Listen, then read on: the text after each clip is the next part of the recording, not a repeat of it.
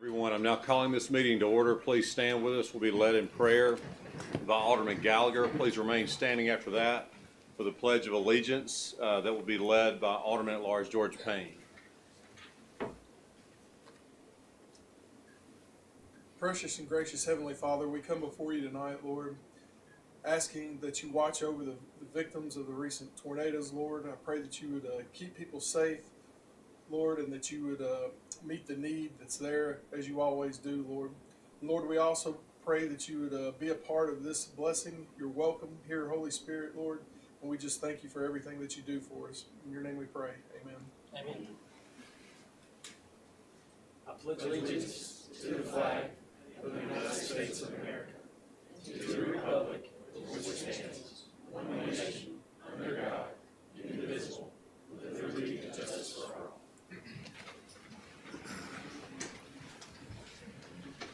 So we have some special guests, so welcome to all our special guests that are here for a special occasion. Anytime you have transition in your police department, it's a very critical moment for any city, and we've been blessed in Southaven to have great leadership, but we're making a change.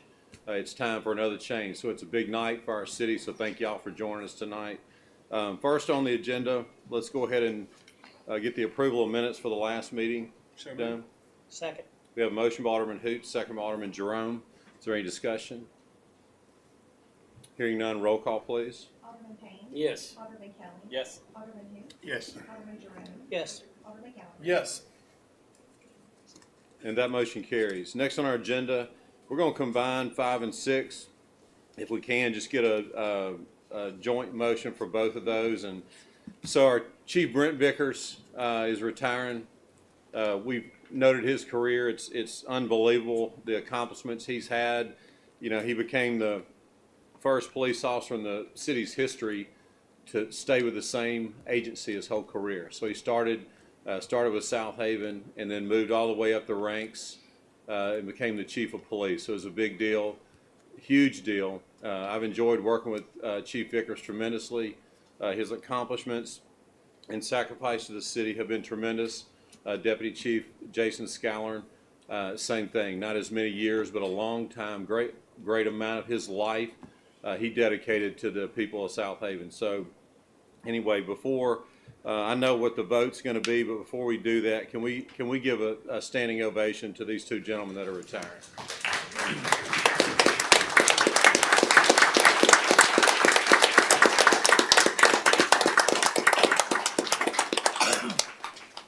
Is there a motion to approve the resolution? Mr. Mayor, I move we adopt a resolution granting authority to present Chief Brent Vickers and Deputy Chief Jason Scallern their service weapons. Second.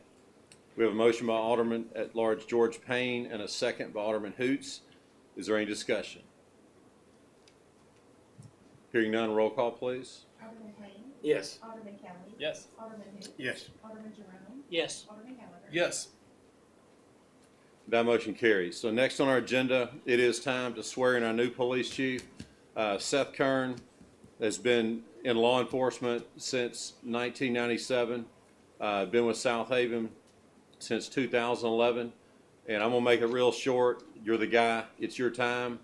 We need you to step up and take the leadership of this city and lead us through the many challenges that lie ahead from a law enforcement perspective. We have 100% confidence in you. We know that you're ready for this. Your preparation for this didn't start when we found out there was going to be a job opening. It didn't start in 2011.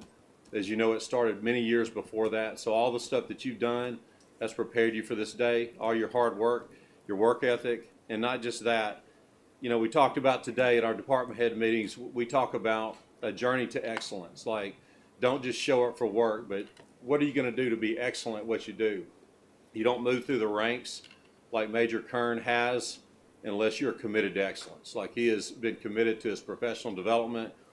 He's been committed to serving and meeting the needs of his fellow officers, and he's done this in an outstanding way. And so anyway, it's your time. I couldn't be more confident in you being the right person, so we're ready for you to lead this city. I'm going to share my term. When we had meetings, find myself saying this over and over. Southaven is a tremendous city. Southaven is much different than it was in our early days. We're a big city. We have a lot of people that travel through here. It's not just the 60,000 people that live here, but we have over 200,000 people that travel through this city every day. And so it is a big time challenge to keep our city safe. If you look at statistics of other cities near us and compare those to the Southaven Police statistics, our Southaven Police does an incredible job, more so than people realize, to keep our city in the condition it is with all that's surrounding us. And so it's a huge job. And the term that I use is, to be a police chief in 2025, you got to be obsessed with it. And you got to be obsessed with keeping our city safe and keeping the quality of life that we have in this city protected. And Seth Kern's the man for that. Let's swear in. You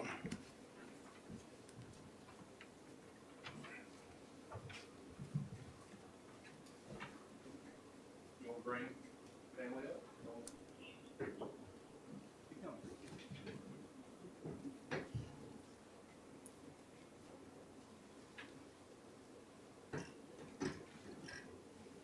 All right, raise your right hand. You ready? Here we go.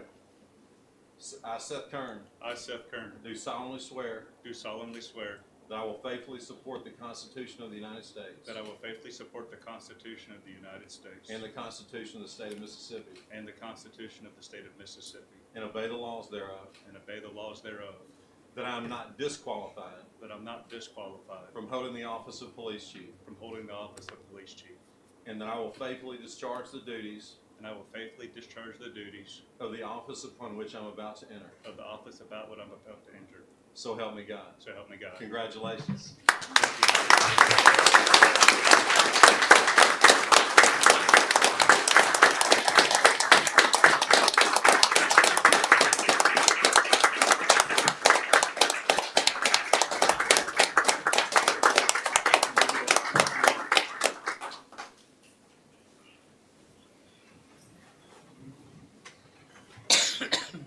Awesome. Congrats.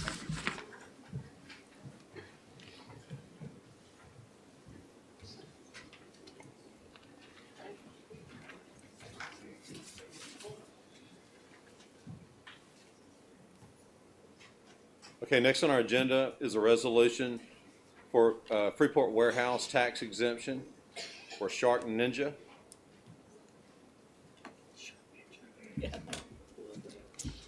I guess, Mayor and Board, this resolution for the Freeport tax exemption is for Shark Ninja Operating LLC, as noted by the mayor. It has been recommended by the DeSoto Council and then approved by the DeSoto County, or will be approved by the DeSoto County Supervisors. I think their meeting was rescheduled because of the weather yesterday. But so tonight we need approval for it as well to exempt those goods in transit as authorized by the resolution. I'll make that motion, Mayor. A second. We have a motion by Alderman Payne, second by Alderman Jerome. Is there any discussion? Hearing none, roll call. Alderman Payne. Yes. Alderman Kelly. Yes. Alderman Hoot. Yes. Alderman Jerome. Yes. Alderman Gallagher. Yes. That motion carries. Next on the agenda is our Utilities Department professional service agreement with Robert Gaines. Yeah, this professional service agreement with Robert Gaines is with Utilities to authorize Robert Gaines to continue to provide assistance, analysis, evaluations for the utility SCADA equipment. It will be in the amount of $135 per hour. We have incorporated the Mississippi law terms that are required. He has agreed to those, and it is put in the contract as well. So tonight, need authorization for Ray Humphrey to sign this contract with Robert Gaines as presented. Make that motion. Second. We have a motion by Alderman Hoot, second by Alderman Jerome. Is there any discussion? Hearing none, all in favor say aye. Aye. Any opposed say no. Ayes have it, motion carries. Next on our agenda is a resolution for surplus in our police department. This resolution for the surplus is authorizing Motorola equipment that's no longer needed by the police department to for surplus property under 171725. So tonight, authorization for the mayor to sign the resolution and authorizing the police department to surplus that equipment as well in accordance with 172525. So move.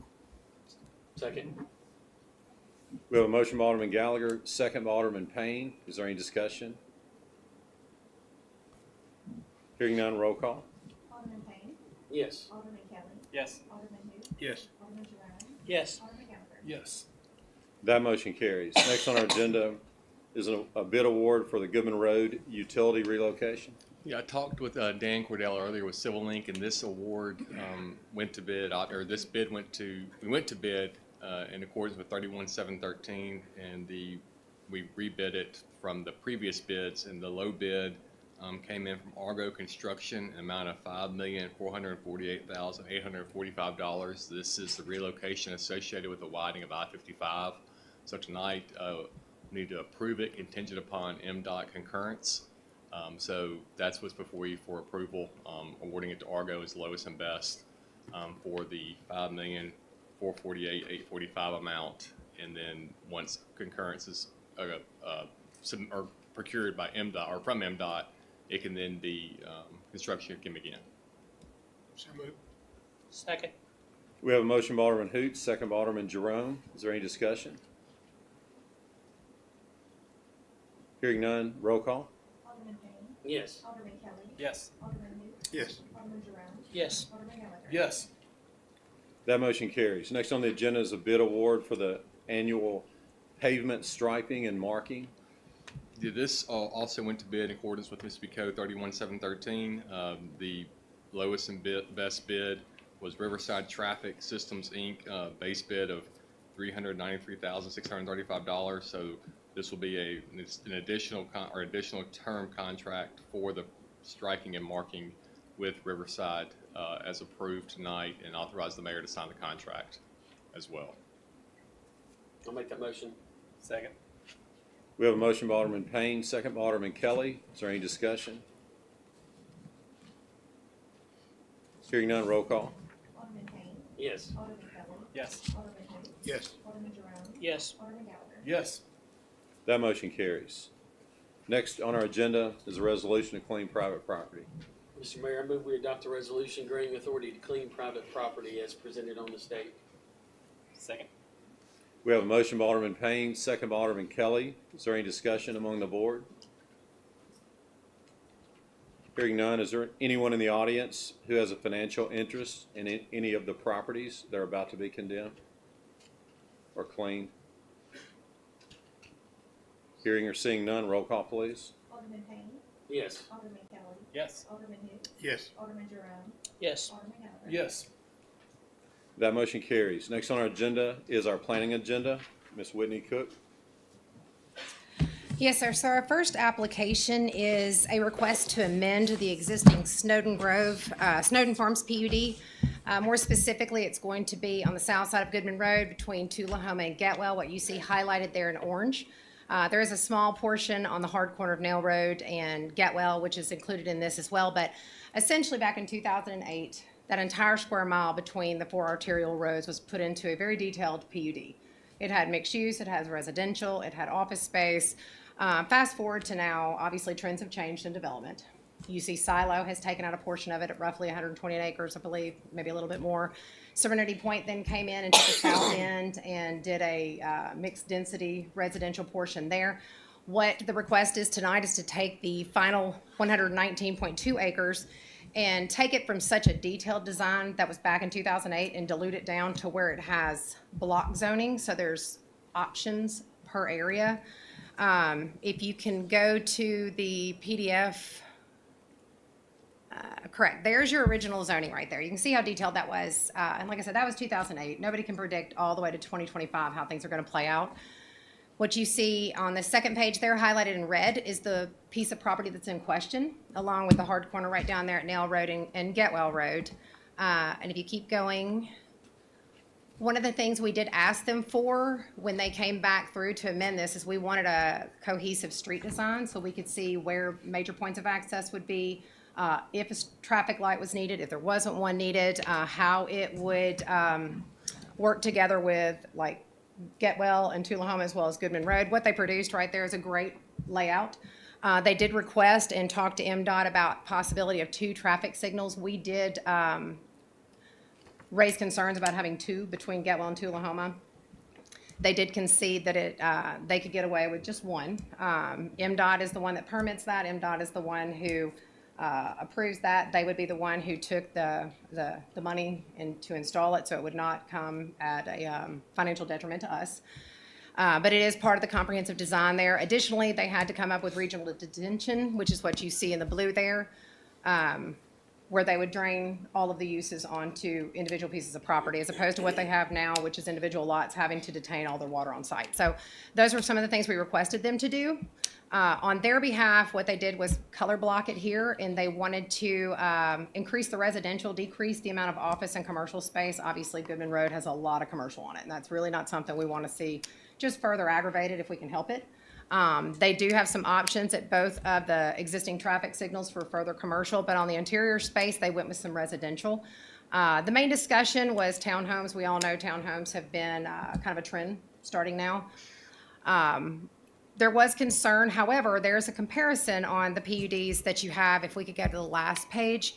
Right now, currently, between the lofts that are allowed in the mixed-use portion of the existing plan, as well as the townhomes that were approved, there are 240 units that are already approved right now that could go out on the ground and do it as we stand right now.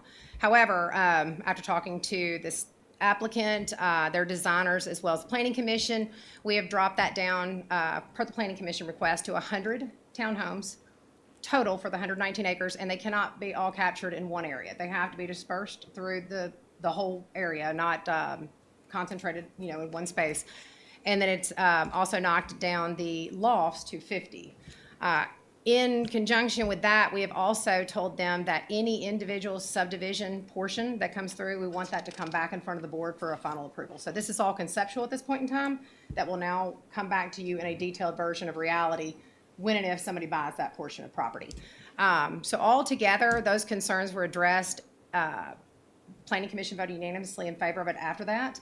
So just in summary, roadways were designed and approved, detention was designed and approved. We lessened the amount of any attached dwellings on the site, and we have lessened the traffic signals down to the one. That was the recommendation bringing up from the Planning Commission. So if you have any questions, we have the applicant and the owner in the audience, and I'm here myself.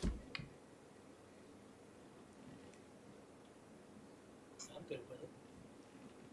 Mr. Mayor, I move we approve item number 1 on the Planning Commission, on the planning agenda. I'll second. On item 1, we have a motion to approve by Alderman Payne. We have a second by Alderman Jerome. Is there any discussion? Nothing? Yeah, nothing? Any discussion? Hearing none, roll call. Alderman Payne. Yes. Alderman Kelly. Yes. Alderman Hughes. Yes. Alderman Jerome. Yes. Alderman Gallagher. Yes. That motion carries. So our second application is for a conditional use permit to allow a consignment store at 1200 Main Street. This is going to be right next to Dale's, multi-tenant building, north side of State Line Road, just west of Mill Branch. The applicant is requesting to take on the entire facility and do a consignment store, all new items, mostly surplus, overstock, things of that nature. But per the ordinance, it does have the distance rule. So half-mile radius is what we look at to ensure there's not another consignment store within those boundaries. We did do a window survey and found that they have met that requirement. So we are requesting, and the Planning Commission has approved, a 1-year with a 4-year extension. Mr. Mayor, make a motion to approve item number 2 on the planning agenda as presented this night. Second. On item 2, we have a motion by Alderman Kelly, second by Alderman Hoots. Is there any discussion? So are they doing away with the liquor store that's in there now? That is what I'm understanding now that you have the new one down here. I guess it's a little bit of competition. So they are planning to take on the entire address. That's pretty smart. Any other discussion on item 2? Hearing none, roll call. Alderman Payne. Yes. Alderman Kelly. Yes. Alderman Hughes. Yes. Alderman Jerome. Yes. Alderman Gallagher. Yes. Thank you. That motion carries. Next on our agenda is our mayor's report. Have a topic that we've briefly talked about in the past. I think it was either last year or 23. We had some public discussions about this, and so it's been there for follow-up. So I need to update everyone.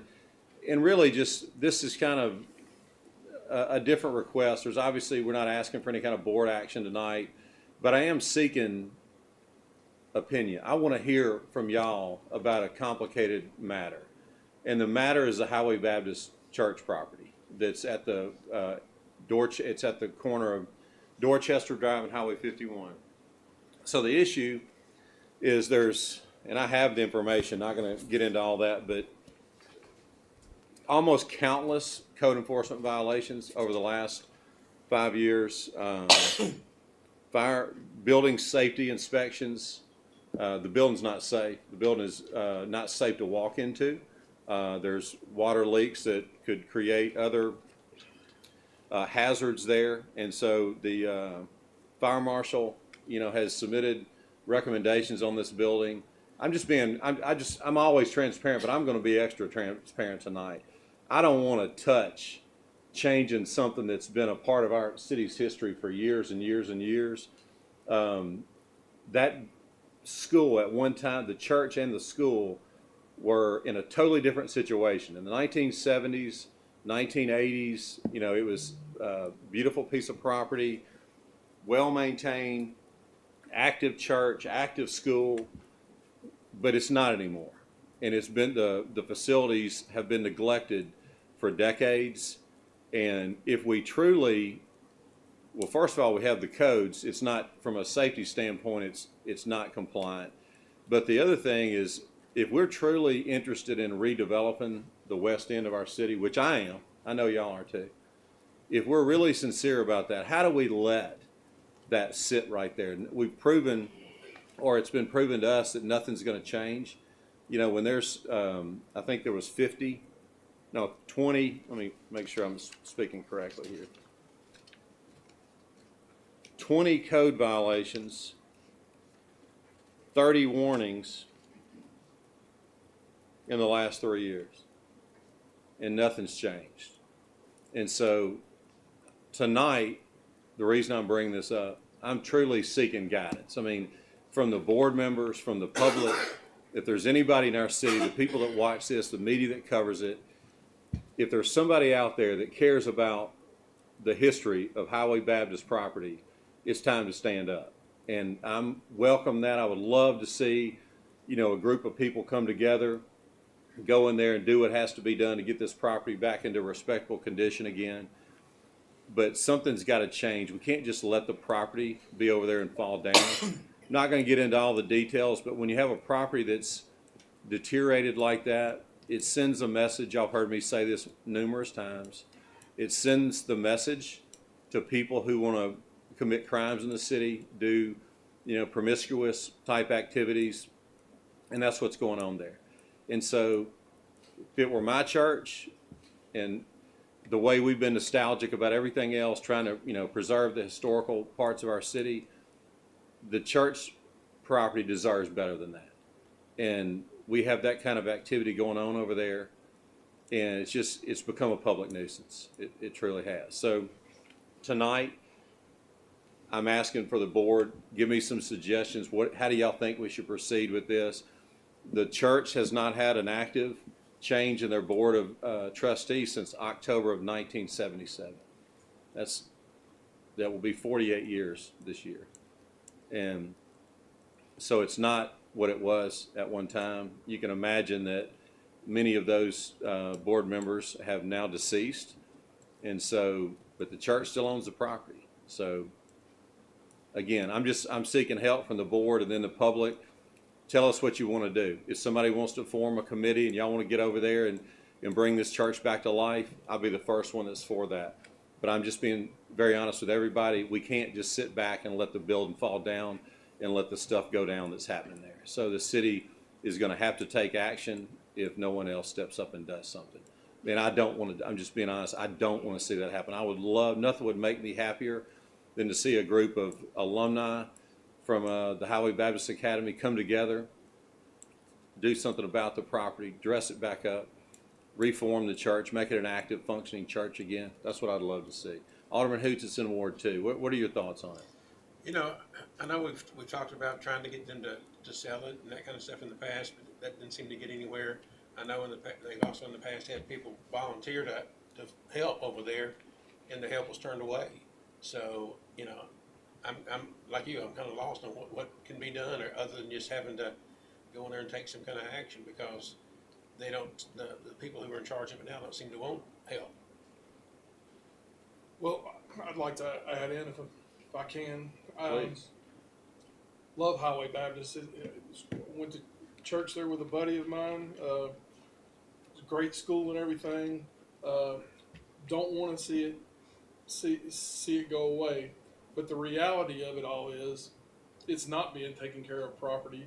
It is a hazard, and it's got to be taken care of. I mean, we're basically giving up our future, good future, and hanging on to this piece of property that's not being well taken care of. And let me be the first to say, if we can get a group of people that want to save the property together, hey, let's get it done, because this has been going on for years and years and years. And I don't want to see it go away, but sometimes things in cities go away, and that's just part of growth. And I hate to see it happen, but there just doesn't seem to be enough interest in preserving it from the people that are currently there, or from the people who used to be there. I think it's really hard to probably to save the school part of it. I think it's gone too far. I mean, I think it'd be an ideal location for some kind of, farmer's market or something like that, and then save the actual church building itself and make it, kind of a historic kind of place. But they'd have to, the church owners would have to want that, and, and be interested in doing something like that. And it's time to quit piddling around too. I mean, The challenge is, even if a group goes in there and cleans it up, and gets it up to a certain standard now, is it going to stay that way? it's going to have to stay that way. Yeah. It's going to be an ongoing challenge, and I don't think that's going to happen. Well, I think the first thing that the city needs to probably look at doing is figuring out the legal way of maybe acquiring the property. We've done all that. Yeah. And that's why when I say that I'm going to be extra transparent with you tonight, I know that, there are people that I've been told that there's a social media page with some of the former alumni, that kind of thing. So I hope that they're watching. I hope that if anybody in this room knows any of them, that you will relay this message to them. Please come help. And rather than being on social media, come out, be part of a solution, show us what you want us to do. But otherwise, there are remedies for this, and that's why I'm telling you, I don't want that. I really don't want that. But we're going to be left in a situation where we're going to be forced to do something like that. Well, I understand, because there's no viable administration for the school, the church, the property, whatever the organization is that has the charter membership of the church.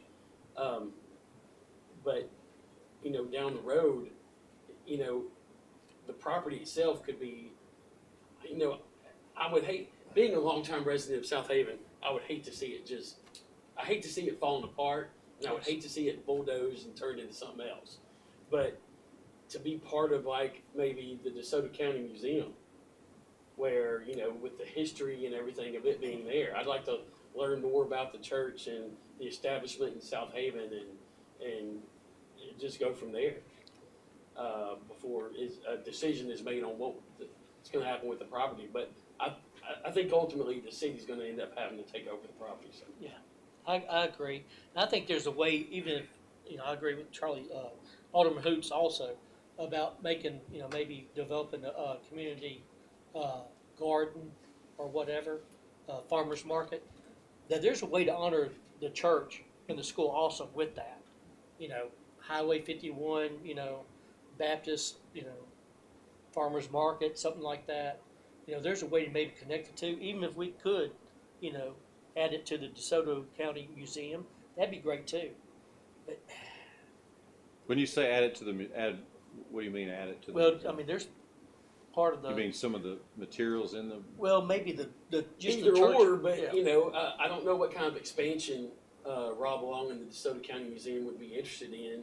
But if this is a historical, I don't know what date the church. You mean actually using the facility? Actually use the facility as some sort of Yeah. museum type, monument in Southaven. Yeah. We don't have that many old places in South Haven anymore.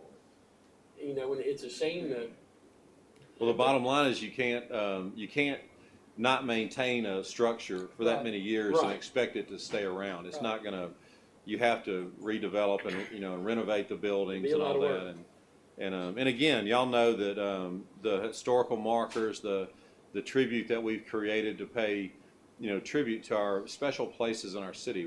We've done a lot of work in the last 5 years to do that, and it's special to me personally because we've never done that in the city before. So I wanted these special places to all, to be celebrated, and I wanted, even some things that can't, like you mentioned, years change things. I think Alderman Gallagher, they do, they can't be used for the same purpose that they were at one time, but the location is still noted and celebrated because of what it did in our city's history. And so I'm very sensitive to that. So I hate that we're in this situation, but that's why I want to bring it back to the forefront of discussion, because something does have to be done. And the buildings, I don't know that if you wait, well, one of them I know is according to the fire marshal, is not safe to enter. One of them is not physically safe. The structure is actually, the roof is beginning to collapse. So we're not talking about a little chip and paint and tall grass here. We're talking about serious issues. So, but good idea if that could be done. Another purpose. But and even if a group came together and just said, hey, the memories were great, but that's a thing of the past. Let's put a sign up and it's celebrate the past. But there's but somebody needs to give some direction, and that's why I'm asking. I'm pleading with the people, if Highway Baptist Church and Academy has value to you and you want to step up and do something, it's time. So. And Alderman Payne, to your point, the remedies that are in place are the property can be condemned. That can happen. And so if we do nothing, eventually the building's just going to fall down. But I find it hard for us to, we got Cherry Valley Park renovations coming up. We're investing millions, at least $1 million, probably $1.5 million in Cherry Valley Park. We've renovated the old Mississippi Power and Light building across the street. We took that building that Entergy didn't need anymore. We've given it a valid purpose, pumped money into it, fixed it up, renovated it. The arena's across the street. We took the old building that was the Wind Job Center and converted that to a police West Precinct. So the city's doing all that we can do to preserve our history and our city here and to breathe life back into original Southaven. And we want that so much.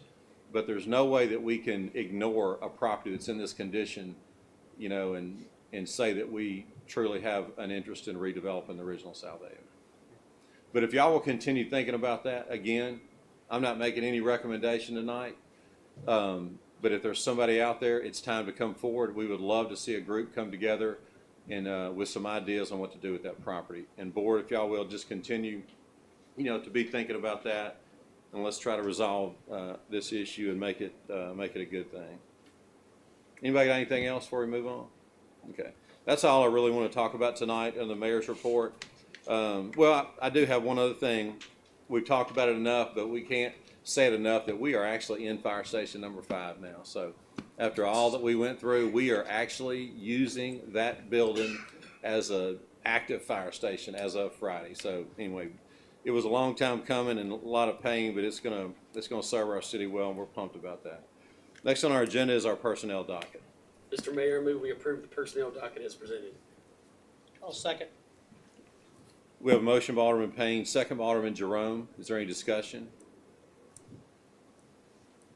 Hearing none, roll call. Alderman Payne. Yes. Alderman Kelly. Yes. Alderman who? Yes. Alderman Jerome. Yes. Alderman Gallagher. Yes. That motion carries. Next on our agenda is our city attorney's legal update. Mr. Nick Manley. So, sorry. Just one quick item that came up this morning. Recently, the Southaven Fire Department sought quotes to fix the concrete pad at fire station number 4. Under our purchase policy, it was under $75,000, so they received the 2 quotes in conjunction with state law. But the reason the board needs to approve tonight is the recommendation is to go with the higher quote of $15,694 as opposed to the $10,175, because the quote that is for $10,175 has contingencies that may require increases as part of the actual construction, and the $15,694 is not to exceed, and that's from DFX. Also, the DFX quote has a 5-year warranty, and the other company was Olshan, and they had a 1-year warranty. So based on those two findings by the board, the recommendation is for the board to award the bid to DFX in the amount of $15,694.20 as the best bid under 31713D1. I'll make that motion. Second. We have a motion by Alderman Kelly, second by Alderman Payne. Is there any discussion? And the resolution will have all those findings in it. Any other discussion? Hearing none, roll call. Alderman Payne. Yes. Alderman Kelly. Yes. Alderman who? Yes. Alderman Jerome. Yes. Alderman Gallagher. Yes.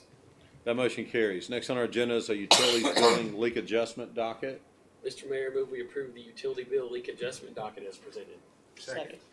We have a motion by Alderman Payne, second by Alderman Hoots. Is there any discussion? Hearing none, roll call. Alderman Payne. Yes. Alderman Kelly. Yes. Alderman who? Yes. Alderman Jerome. Yes. Alderman Gallagher. Yes.